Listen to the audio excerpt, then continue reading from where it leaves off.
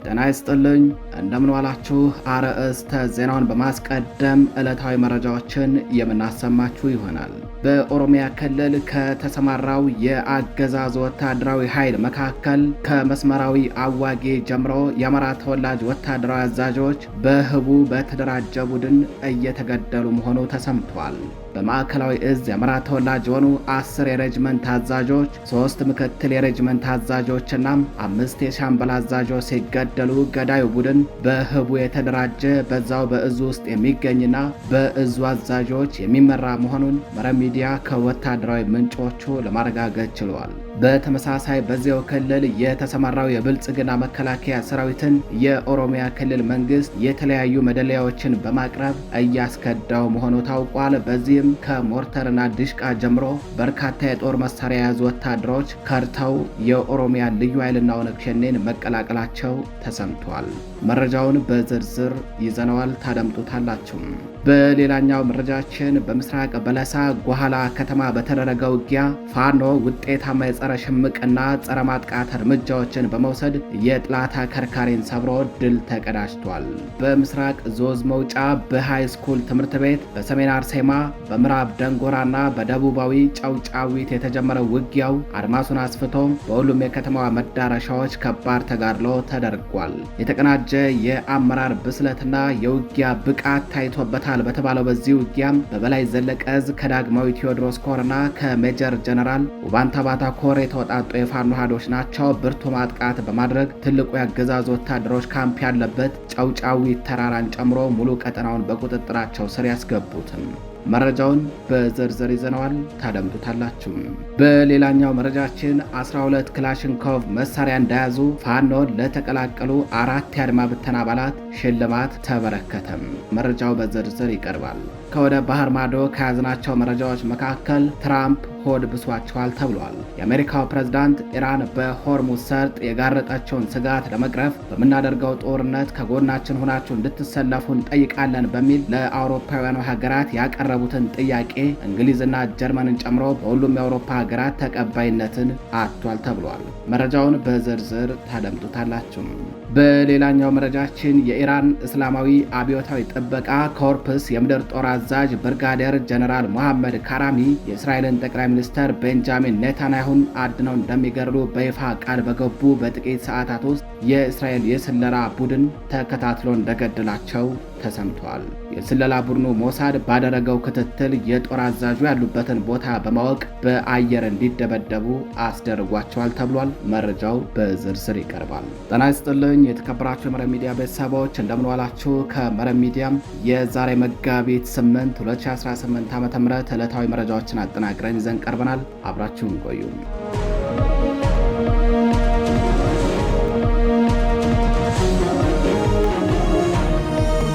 ወደ ቀዳሚው መረጃችን እናልፋለን።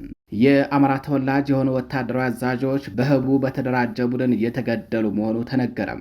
በኦሮሚያ ክልል ከተሰማራው የአገዛዙ ወታደራዊ ኃይል መካከል ከመስመራዊ አዋጊ ጀምሮ የአማራ ተወላጅ ወታደራዊ አዛዦች በህቡ በተደራጀ ቡድን እየተገደሉ መሆኑን መረብ ሚዲያ ከወታደራዊ ምንጮቹ ለማረጋገጥ ችሏል። በሌተናል ጀነራል ዘውዱ በላይ የሚመራው ማዕከላዊ እዝ በኦሮሚያ ክልል የተለያዩ አካባቢዎች ተሰማርቶ ይገኛል። እዙ በክልሉ ስምሪት ከተሰጠው ቀን ጀምሮ በሚካሄዱ ውጊያዎች በርካታ ወታደሮቹ ያለቁበት ሲሆን በርካቶች ደግሞ ከነሙሉ ትጥቃቸው ወደ ኦሮሚያ ልዩ ኃይልና ኦነግ ሸኔ ተቀላቅለዋል። በክልሉ ከማዕከላዊ እዝ በተጨማሪ ማዘዣውን ነቀምቴ ኩምሳ ሞሮዳ ቤተ መንግስት ውስጥ ያደረገው በሜጀር ጀነራል አማረ ባህታ የሚመራው ምዕራብ እዝም የሚገኝ ሲሆን ከእዙ 1/3 የሚሆነው ኃይል ከነሙሉ ትጥቁ ከርቶ ወደ ኦሮሚያ ልዩ ኃይልና ወደ ኦነግ ሸኔ መቀላቀሉን መረብ ሚዲያ ከወታደራዊ ምንጮቹ አረጋግጧል። የማዕከላዊ እዝ ዋና አዛዥ ሌተናል ጀነራል ዘውዱ በላይ ከሁሉም የእዙ ክፍሎች ከተወጣጡ ታክቲካልና ኦፕሬሽናል አመራሮች ጋር የእዙን ግዳጅ አፈጻጸም በተመለከተም ከየካቲት 28 2018 ዓ.ም ጀምሮ ለተከታታይ ቀናት ግምገማ አድርጓል። በግምገማ መድረኩ የእዙ ምክትል አዛዥ ለኦፕሬሽናል ሜጀር ጀነራል አብድሮ ከድርን ጨምሮ የኮር አዛዥ ጀነራል መኮንኖችና ከከፍተኛ መኮንን እስከ ባለ ሌላ ማዕረግተኛ አዛዦች እንዲሁም በየደረጃው ያሉ የመካከለኛና የበታች አመራሮች የተገኙ ሲሆን በግምገማ መድረኩ የቀረቡ ሪፖርቶች እጅግ አስደንጋጭ ናቸው ብለዋል ምንጮቻችን። በግምገማ መድረኩ ከቀረቡ ሪፖርቶች መካከል አንዱና ዋናው አስደንጋጭ ጉዳይ የአማራ ተወላጅ የሆኑ መካከለኛና የበታች ወታደራዊ አዛዦች ውጊያ በሌለበት ቀጠና ተገድለው እየተገኙ መሆናቸውን የሚያመለክት ነው። በሪፖርቱ እንደተገለጸው 10 የሬጅመንት አዛዦችና 3 ምክትል የሬጅመንት አዛዦች እንዲሁም 5 የሻምበል አዛዦች በጥቂት ቀናት ብቻ ያለምንም ውጊያ በሳንጃ ጭምር ተወግተው መገደላቸውንና በርካቶች ደግሞ ቆስለው በሕክምና ላይ እንደሚገኙ ተነግሯል። ገዳዩ ቡድን በህቡ የተደራጀ መሆኑ የተገለጸ ሲሆን የእዙ አዛዦች ግን ገዳዩ አካል ማን እንደሆነና በማን እንደሚመራ እንዳይታወቅ አድበስብሰው አልፈውታል ነው ያሉት የመረጃ ምንጮቻችን። ከዚህ በተጨማሪ በእዙ ውስጥ ከፍተኛ የሰራዊት መክዳት እንዳለ በግምገማ መድረኩ የተጠቀሰ ሲሆን ሰራዊቱን እያስከዳ የሚገኘው አንዱና ዋነኛው የኦሮሚያ ክልል መንግስት መሆኑንም ምንጮቻችን አክለው ገልጸዋል። የክልሉ መንግስት የተለያዩ መደለያዎችን ማለትም ከመሬት ስጦታ ጀምሮ ብርና ፓስፖርት እስከ ማውጣት የደረሱ መደለያዎችን በማቅረብ ነው ወታደሮችን እያስከዳ የሚገኘው ተብሏል። ከእዙ ወታደሮች መካከል 1/4 የሚሆነው ኃይል ከሞርተርና ዶሽቃ መሳሪያ ጀምሮ እስከ ብሬንና ስናይፐር ጭምር በመያዝ የኦሮሚያ ልዩ ኃይልን መቀላቀሉንና እንዲሁም ቀሪው ደግሞ ወደ ኦነግ ሸኔ እየተቀላቀለ መሆኑ ነው የተገለጸው። በምዕራብ እዝ ስር የ67ኛ ክፍለ ጦር አዛዡ ኮሎኔል ገመቹ ዲባባ የምስራቅ ወለጋ ዞን ዋና መቀመጫ በሆነችው ነቀምቴ ከተማ ባረፈበት ደሳለኝ ሆቴል የካቲት 30 2017 ዓ.ም ለመጋቢት አጥቢያ ሌሊት ሕይወቱ አልፎ መገኘቱን መረብ ሚዲያ ከዓመት በፊት የዓይን እማኞችንና ወታደራዊ ምንጮቹን ዋቢ አድርጎ መዘገቡ አይዘነጋም። የተከበራችሁ አድማጭ ተመልካቾቻችን ወደ ሌላኛው መረጃችን አለፍን። በምስራቅ በለሳ ጓላ ከተማ በተደረገ ውጊያ ፋኖ ውጤታማ የጸረ ሽምቅና የጸረ ማጥቃት እርምጃዎችን በመውሰድ የጠላት አከርካሪን ሰብሮ ድል ተቀዳጀም። የተቀናጀ አመራር ብስለትና የውጊያ ብቃት ታይቶበታል በተባለው በዚህ ውጊያ በበላይ ዘለቀ እዝ ከዳግማዊ ቴዎድሮስ ኮርና ከሜጀር ጀነራል ዋንታ ባተ ኮር የተወጣጡ የፋኖ ኃይሎች በጓላ ከተማ በምስራቅ ዞዛምባ መውጫ በሃይስኩል ትምህርት ቤት በሰሜን አርሴማ በምዕራብ ደጎራና በደቡብ ጨውጫዊት ከባድ ውጊያ በማድረግ የጠላትን አከርካሪ ሰብረው ድል ተቀዳጅተዋል። የአገዛዙ አራዊት ሰራዊት በምስራቅ በለሳ ጓላ ከተማ በሁለቱም ኮሮች ጥምረት ከፍተኛ ማጥቃት ተከፍቶበት ሽንፈትን ካፍ እስከ ደገፉ ተከናንበዋል። ጓላ ከተማ የከተመው ያገዛዙ ጥምር አራዊት ሰራዊት በአራት አቅጣጫ ትናንት መጋቢት 7 2018 ዓ.ም ከረፋር ጀምሮ እስከ ምሽት በተወሰደበት እርምጃ ነው አከርካሪው የተሰበረው። በዳግማዊ ቴዎድሮስ ኮር ስር ከአፄ ኢያሱ ክፍለ ጦር፣ ከዞዛምባ ክፍለ ጦር፣ ከንስር በለሳ ቅጣው እጅጉ ክፍለ ጦር፣ ከጥቁር አንበሳ ክፍለ ጦር፣ ከአሳምነው ብርጌድና ከንጉሱ መልዛ ብርጌድ አንዳንድ ሻምበል የማይሞሉ የተወጣጣ የፋኖ ኃይል ሁለት ግንባሮችን ሸፍኖ ሲዋጋ፣ በተመሳሳይ ከሜጀር ጀነራል ዋንታ ባተ ኮር ስር ከሜጀር ጀነራል ዋንታ ባተ ተወርዋሪ ክፍለ ጦር፣ ከጣና ገላውዲዮስ ክፍለ ጦር፣ ከጉና ክፍለ ጦርና ከነበልባሉ ፎገራ ክፍለ ጦር አንዳንድ ሻምበል የማይሞላ የተወጣጣ የፋኖ ኃይል ቀሪውን ሁለት ግንባር በመሸፈን በድምሩ በአራት አቅጣጫዎች ከባድ ተጋድሎ አድርገዋል። በምስራቅ ዞዝ መውጫ በሃይስኩል ትምህርት ቤት፣ በምዕራብ ደጎራና በደቡብ ጨውጫዊት እንዲሁም በሰሜን አርሴማ የተጀመረው ውጊያ አድማሱን አስፍቶ በሁሉም የከተማዋ መዳረሻዎች ከባድ ተጋድሎ ተደርጎበታል። በዚህ ውጊያ ከሁለቱም ኮር የተወጣጣው የፋኖ ኃይል የጠላትን አከርካሪ ሰብሮ ጨውጫዊት ተራራ ላይ የነበረ ትልቁና ይደፈር የተባለው የጠላት ካምፕን ጨምሮ ሙሉ ቀጠናውን በቁጥጥሩ ስር አስገብቷል። በዚህ ውጊያ በርካታ ቁጥር ያላቸው የአገዛዙ ወታደሮች ተደምስሰዋል። በርካታ የጦር መሳሪያም በፋኖ ቁጥጥር ስር ውሏል። የተከበራችሁ አድማጭ ተመልካቾቻችን ወደ ሌላኛው መረጃችን አለፍን። 12 ክላሽንኮቭ መሳሪያ እንደያዙ ፋኖን ለተቀላቀሉ 4 የአድማ ብተና አባላት ሽልማት ተበረከተም። 4 የአድማ ብተና አባላት መጋቢት 1 2018 ዓ.ም 12 ክላሽንኮቭ መሳሪያንና ሌሎች ወታደራዊ ቁሳቁሶችን እንደያዙ አዲስ ቅዳም ከሚገኘው ካምፕ ጠፍተው በመውጣት በአማራ ፋኖ ብሔራዊ ንቅናቄ ቴዎድሮስ ዕዝ 105ኛ ኮር 44ኛ ክፍለ ጦርን ስለመቀላቀላቸው መረብ ሚዲያ ክፍለ ጦሩን ዋቢ አድርጎ በወቅቱ መዘገቡ አይዘነጋም። እስራኤል ኢየሱስ፣ ሞገስ እሸቱ፣ አበበ መልካሙ፣ ሞገስ ክንዱ አድማስ የተባሉ 4 የአድማ ብተና አባላት በጋራ በመሆን 12 ክላሽንኮቭ መሳሪያ ከነሙሉ ተተኳሹና ትጥቁ እንዲሁም ሌሎች ወታደራዊ ቁሳቁሶችን እንደያዙ መጋቢት 1 2018 ዓ.ም ማርፈጃውን ፋኖን መቀላቀላቸውን ነው በወቅቱ በሁሉም የማህበራዊ ትስስር ገጾቹ መረብ ሚዲያ ያስነበበው። 4ቱ የአድማ ብተና አባላት ስለ ወገናቸው የአማራ ሕዝብ ሲሉ የአገዛዙን ጸረ አማራነትና ሀገር አውዳሚነት አካሄድን ተቃውመው ፋኖን በመቀላቀላቸው ከአማራ ፋኖ ብሔራዊ ንቅናቄ ሊቀመንበር አርበኛ ዘመነ ካሴ የአርበኝነት የምስክር ወረቀትን ጨምሮ የገንዘብ ሽልማት እንደተበረከተላቸው መረብ ሚዲያም ከ105ኛ ኮር ህዝብ ግንኙነት ክፍል ለማረጋገጥ ችሏል። የአድማ ብተና አባላቱ ዛሬ መጋቢት 8 2018 ዓ.ም ሽልማታቸውን የቴዎድሮስ ዕዝ አመራሮችና የ44ኛ ክፍለ ጦር አመራሮች እንዲሁም በኮሩ ስር የ55ኛ ክፍለ ጦር አመራሮች በተገኙበት ተቀብለዋል። በሽልማቱ ላይ ተገኝቶ መልእክት ያስተላለፈው በቴዎድሮስ ዕዝ የዘመቻ መምሪያው ምክትል ኃላፊ አርበኛ ማርቆስ አሞኘ ከጥላት ጎን ወግናችሁ የአማራን ሕዝብ የምትወጉ የአማራ ተወላጆች እንደ ወንድሞቻችሁ በየትኛውም አጋጣሚና ሰዓት ብትመጡ ቤታችን ክፍት ነው። ከዚህ ውጭ ግን ይህንን ዕድል በማይጠቀሙት ላይ እርምጃችን ተጠናክሮ ይቀጥላል ሲል አሳስበዋል። ሌላኛው በሽልማቱ ወቅት መልእክት ያስተላልፈው የ44ኛ ክፍለ ጦር የአደረጃጀት ዘርፍ ኃላፊ አርበኛ በላይ አሰፋ የሰራችው ጀብድ ለሌሎች ወዳም አማራዎች ትምህርት የሚሰጥ ስለሆነም ሌሎች በተሳሳተ መንገድ ሄደው ወገናቸውን የሚጨፈጭፉ አማራዎች ከእናንተ ብዙ መማር አለባቸው ማለቱን ኮሩ በህዝብ ግንኙነት ክፍሉ በኩል ካወጣው መረጃ መረብ ሚዲያ ተመልክቷል። ወደ ሌላኛው መረጃችን አለፍን። በሰሜን ጎንደር ዞን ዳባት ወረዳ አጅሬ፣ አራዴና አዲ ተውልኝ ቀበሌዎች ህዝባዊ ውይይትና ሪፎርም መካሄዱ ተነገረም። በሰሜን ጎንደር ዞን ዳባት ወረዳ በአጅሬ ቀበሌና በአካባቢው በሚገኙ 3 የገጠር ቀበሌዎች የበላይ ዕዝ ከፍተኛ አመራሮችና የራስ አሞራ ውብነ 3ኛ ኩር አመራሮች በተገኙበት ከህዝቡ ጋር ሰፊ ውይይት ተደርጓል። በውይይቱ ዋና ዋና ጉዳዮች ተነስተዋል የተባለ ሲሆን ከእነዚህ መካከልም የህገወጥ የመሬት ወረራና የቤት ግንባታ፣ ጊዜያዊ ህዝባዊ አስተዳደር ግምገማና የሰላም ጸጥታ ጉዳዮች በሰፊው ከተነሱት መካከል ናቸው። በዚህ መሰረት በአካባቢ የሚታዩ ህገወጥ የመሬት ወረራና የቤት ግንባታ ችግሮችን ለመከታተልና ሁኔታውን ለማጥናት የሚሰራ ኮሚቴ እንዲቋቋም በህዝቡ ተወስኗል። ኮሚቴውም አስፈላጊውን ክትትልና ቁጥጥር እንዲደረግበትም ተጠይቋል።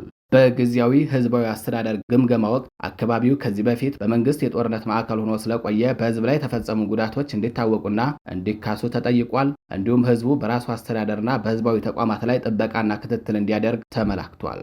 በሰላምና ጸጥታ ጉዳዮች በተደረገው ውይይትም ህዝቡ በተደራጀ መንገድ ራሱንና አካባቢውን እንዲጠብቅ ውሳኔ ተላልፏል። ተሳታፊዎች ውይይቱ ለአካባቢው ሰላም፣ ለህግ አክብሮትና ለህዝብ አስተዳደር መጠናከር አስፈላጊ መድረክ መሆኑን ገልጸዋል ሲል የራስ አሞራው ውብነ 3ኛ ኮር ህዝብ ግንኙነት ክፍል አሳውቋል። የተከበራችሁ አድማጭ ተመልካቾቻችን ወደ ባህር ማዶ መረጃዎቻችን እናልፋለን። የአሜሪካው ፕሬዝዳንት ኢራን በሆርሙዝ ሰርጥ የጋረጠችውን ስጋት ለመቅረፍ በምናደርገው ጦርነት ከጎናችን ሁናችሁ እንድትሰለፉ እንጠይቃለን በሚል ለአውሮፓውያኑ ያቀረቡትን ጥያቄ እንግሊዝና ጀርመንን ጨምሮ በሁሉም የአውሮፓ ሀገራት ተቀባይነትን አጥቷል። በዚህ የተበሳጩት ትራምፕ እኛ በቂ ነዳጅ አለን፣ እኛ በዩክሬን ጉዳይ ስንደግፋችሁ፣ እናንተ ግን ለእኛ ጊዜ እንዲህ በመሆናችሁ አዝናለሁ። ደግሞም ያለ እናንተ ድጋፍ የምንፈልገውን ማድረግ እንችላለን። ይህን ጥያቄ ያቀረብኩት ማን ከኛ ጋር እንደቆመ ለማወቅ ነው እያሉ ነው። ምንም ያህል የታላቅ አገር መሪ ብትሆን ስክነትና ማስተዋል ከሌለ ተሰሚነት የነበራትን አገር ታዋርዳለህ በሚል ፖለቲካዊ ተንታኞችም የትራምፕን ሁኔታ በመታዘብ እየተነተኑ ይገኛሉ። የጦርነቱ ሂደት አሁን ላይ ለትራምፕ ያልተጠበቀ ሆኖባቸዋል የተባለ ሲሆን በቀላሉ ጨርሰዋለሁ ብሎ ከገቡበት ጦርነት መውጫው ጠፍቷቸው ማጣፊያው አጥሯቸው ታይተዋል ብለዋል። ጦርነቱን አስመልክቶ የሚሰጧቸው ጋዜጣዊ መግለጫዎች እርስ በርሳቸው የሚጣረሱ እየሆኑ መጥተዋል። በጉርሻም በንክሻም የሚያደርጓቸው ሙከራዎች አጸፋ እያስከተሉባቸው ነው ተብሏል። የራሽዋ መሪ ፑቲን በተራቸው ዩክሬንን በመደገፍና በማስታጠቅ በድላናለች ባሏት አሜሪካ ላይ ዳር ይዘው መሳቅና መሳለቅ ጀምረዋል የተባለ ሲሆን አሁን ላይ የኢራንና የእስራኤል አሜሪካ ጦርነት መቼና በምን ሁኔታ ይቋጫል ለሚለው ጥያቄ ራሳቸው ትራምፕም መልስ ያላቸው አይመስሉም ተብሏል። አበው ሁሌ ፋሲካ የለም እንዲሉ ለትራምፕ የኢራኑ መንገድ እንደ ቬንዙዌላው አልጋ ባልጋ አልሆነላቸውም የተባለ ሲሆን የካራካስ እና የቴህራን መንገድ ለየቅል ነው ተብሏል። ወደ ሌላኛው መረጃችን አለፍን። የኢራን የምድር ጦር አዛዥ ኔታንያሁን ካስፈራሩ በኋላ በሰዓታት ውስጥ በሞሳድ ጥብቅ ክትትል ተደርጎባቸው በአየር ተደብድበው መሞታቸው ተነግሯል። የኢራን እስላማዊ አብዮታዊ ጥበቃ ኮርፕስ የምድር ጦር አዛዥ ብርጋዴር ጀነራል መሐመድ ካራሚ የእስራኤልን ጠቅላይ ሚኒስትር ቤንጃሚን ኔታንያሁን አድነው እንደሚገድሉ በይፋ ቃል በገቡ በጥቂት ሰዓታት ውስጥ በሞሳድ ክትትል ውስጥ ገብተው የአየር ድብደባ ተፈጽሞባቸዋል። የጦር አዛዡ በኢስፋሃን በተፈጸመባቸው የአየር ድብደባ እንደተገደሉም አረቢያ ሚዲያ ዘግቧል። ወደ ሌላኛው መረጃችን አለፍን።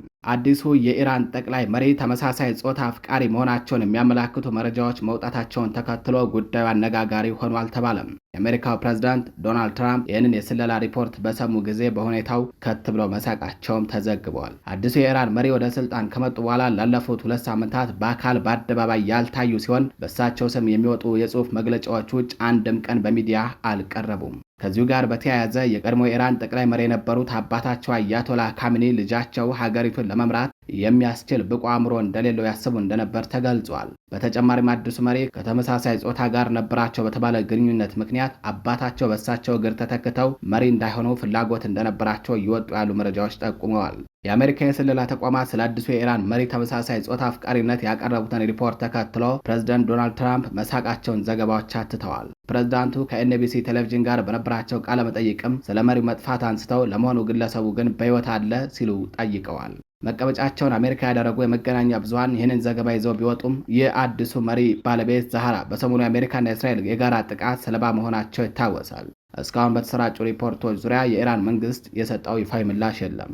ሆኖም ግን ባለፉት ሳምንታት በአሜሪካና እስራኤል ጥምር ጥቃት የተገደሉትን አያቶላ ካሚኒ እንዲተኩ የተመረጡት ልጃቸው ሙጂታባ ካሚኒ በከባድ ቁስል ምክንያት በኮማ ወይንም ራስን መሳት ውስጥ እንደሚገኙና እግራቸውን እንዳጡ የሚያመላክቱ መረጃዎች ወጥተዋል። የ57 ዓመቱ ሙጂታባ ካሚኒ በቴህራን ሲናይ ዩኒቨርሲቲ ሆስፒታል በከፍተኛ ጥበቃ ስር የሕክምና እርዳታ እየተደረገላቸው ይገኛል። በደረሰባቸው የአየር ጥቃትም የሆድና የጉበት መቁሰል እንዲሁም የእግር መቆረጥ አደጋ አጋጥሟቸዋል ሲሉም የምዕራባውያኑ ሚዲያዎች ዘግበዋል። ሙጂታባ በኮማ ውስጥ ቢሆንም የኢራን አብዮታዊ ዘብ ጦርነቱን ያለምንም መሪ በኦቶ ፓይሌት እንዲቀጥል ያደረገው ይገኛል። ይህ ስልት አባታቸው አሊ ካሚኒ ከመሞታቸው በፊት እኔ ብገደል እንኳን ጦርነቱ እንዳይቆም በሚል የቀረጹት እቅድ አካል እንደሆነም ተነግሯል። ሙጂታባ ካሚኒ ራሳቸውን ስተው ባሉበት በዚህ ወቅት ባለቤታቸው ዘህራ፣ የ8 ዓመት ልጃቸው በቂር እንዲሁም እናታቸውና እህታቸው በዚሁ ጥቃት መሞታቸውን እንኳን እንደማያውቁ ዘገባዎቹ አመላክተዋል። በኢራን መሪዎች ላይ የደረሰ ያለው ጥቃትና የኢራን አጸፋዊ እርምጃ የዓለም የነዳጅና የጋዝ ዋጋ በከፍተኛ ሁኔታ እንዲነር አድርጎታል። ኢራን በአሁኑ ወቅት በ31 ራሳቸውን በቻሉ የክልል ወታደራዊ እዞች የተመራች ትገኛለች። ይህ የማዕከላዊ አመራር ቢመታ እንኳን ጦርነቱ ሳይቋረጥ እንዲቀጥል ያስችላል። ሙጂታባ ካሚኒ ከአባታቸው በበለጠ አክራሪና የኒውክሌር ቦምብ ግንባታውን የሚደግፉ በመሆናቸው ወደፊት በኮማ ቢነቁ እንኳን ለዓለም ስጋትነታቸው እንደሚቀጥል ነው የምዕራባውያኑ ሚዲያዎች እየገለጹ የሚገኙትም። የኢራን መንግስት ቴሌቪዥን ሙጂታባን ጃንባዞፍ ረመዳን ወይንም የረመዳን ቁስለኛ በማለት መጥራት መጀመራቸው ነው የተነገረው። የተከበራችሁ የመረብ ሚዲያ ቤተሰቦች ለዛሬ መጋቢት 8 2018 ዓ.ም ይዘናቸው የነበሩት ዕለታዊ መረጃዎቻችን እነዚህ ይመስላሉ። ቸር ቆዩ።